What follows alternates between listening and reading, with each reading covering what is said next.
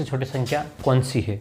आपको क्या करना है, संख्या पता करना है, वो भी कौन सी, सबसे छोटी संख्या पता करना है, जिसे 5, 6, 7, 8 से विभाजित करने पर हम क्या कर रहे हैं भाई, एक ऐसी संख्या ढूंढ के बताओ इसमें से 1467, इसमें से एक ऐसी संख्या ढूंढ के बताओ जिसको हम लोग अगर 5 से भाग करेंगे, 6 से भाग करेंगे, 7 से भाग करेंगे और 8 से भाग करते हैं तो 3 शेष प्राप्त होगा। कितना शेष मिलेगा आपको, 3 शेष मिलेगा भाई, 3 बचेगा। अगर 5 से भाग लगाओगे तो भी 3 बचेगा, 6 से भाग लगाओगे तो भी 3 बचेगा, 7 से भाग लगाओगे तो भी 3 बचेगा और 8 से भाग लगाओ तो भी।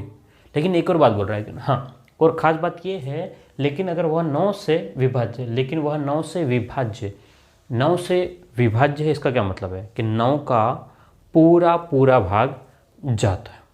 ठीक है, चलिए एक हम 2 तरीके से इसको सीखेंगे, एक तो बेसिक और इसको बाद में शॉर्टकट। चलिए तो देखो ध्यान से, अगर कहा कि भाई 5, 6, 7 और 8 से विभाजित होता है, इसका मतलब आपको पास में क्या करना है, ऐसी संख्या ढूंढनी है तो आपको क्या करना पड़ेगा, एलसीएम निकालना पड़ेगा। क्या करना पड़ेगा, एलसीएम निकालना पड़ेगा। किसका एलसीएम, 5 का, 6 का, 7 का और 8 का।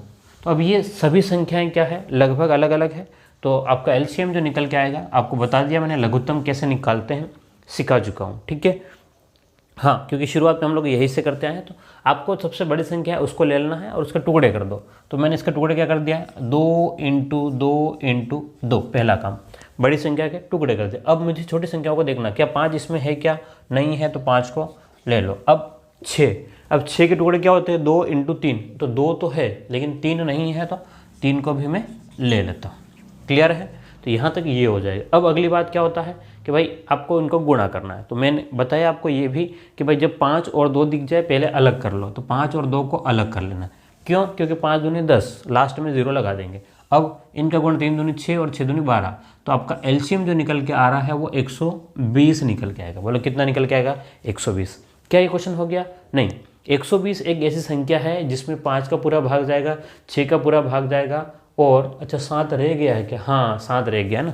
ठीक है, 1 मिनट, 7 रह गया, लिखना ही रह गया है, तो आप लोग कर लें यहाँ पर 7, क्योंकि 7 नहीं था, है ना। तो 12 का 7 में गुणा कर लेंगे तो 0 है ना, 4, 7 है ना और 8, तो 840 आ जाएगा। कितना आ जाएगा, 840। तो अब हमने कहा कि भाई हमारे पास में 840 एक ऐसी संख्या है जिसमें 5 का पूरा भाग, 6 का पूरा भाग, 7 का पूरा भाग, 8 का पूरा भाग जाता है। लेकिन वो तो कह रहा है नहीं, पूरा भाग नहीं, कितना, 3 शेष बचना चाहिए। इसका मतलब ये तो पूरा भाग जाएगा। अब हम क्या करते हैं कि जब आपको 3 शेष बच रहा है तो वह संख्या निकालने, तो हम लोग क्या करते हैं 840 n प्लस में 3 कर लेते हैं। क्यों, क्योंकि भाई 840 का पहाड़े में अगर 840 का डबल करेंगे तब भी 3 बच सकता है, फिर ऐसा करके हम लोग आगे बढ़ेंगे। ठीक है, अब n बराबर हम लोग मान रख जाएंगे 1, 2, 3 ऐसा रखने पर। ठीक है, हम लोग इसको रख करके चेक करेंगे। एक बेसिक तरीका बता रहा हूँ, ठीक है, वह संख्या कौन सी हो जाएगी। n बराबर जैसे 1 रखेंगे तो n बराबर हमने अगर 1 रखते हैं तो ये जो बनेगा वो कितना है, 840 + 3 तो 843 बनेगा, वो तो नहीं है। ठीक है, अब n बराबर क्या रखें, n बराबर हम लोग 2 रखते हैं।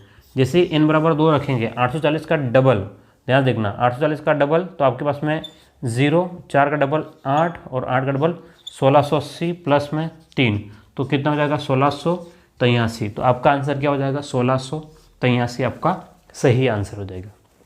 क्लियर है, ये बिल्कुल एक बेसिक फंडा हमने देखा है यहाँ तक। अब